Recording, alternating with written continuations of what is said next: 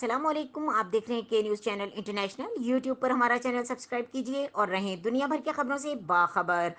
رخ کریں گے کابل کا۔ پاکستان کا ایک اور C-130 طیارہ امدادی سامان لے کر افغانستان کے شہر خوست پہنچ گیا۔ امدادی سامان میں آٹا، کوکنگ آئل، ادویات شامل ہیں۔ تفصیلات کے مطابق پاکستان حکومت اور عوام کی طرف سے افغان عوام کے لیے تحفہ بھجوا دیا گیا۔ افغانستان میں پاکستانی سفیر منصور احمد خان نے سماجی رابطے کی ویب سائٹ پر ٹویٹر پر اپنے پیغام میں کہا کہ پاکستان کی C-130 طیارے کے ذریعے امدادی سامان کی تیسری کھیپ خوست پہنچ گئی۔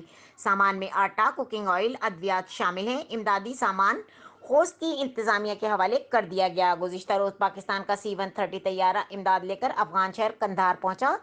Director chamber of commerce Afghanistan Nasrullah Zahir نے امدادی سامان وصول کیا۔ پاکستان کے سفیر منصور احمد خان کا کہنا تھا کہ پاکستان مشکل وقت میں افغان عوام کے ساتھ کھڑا ہے۔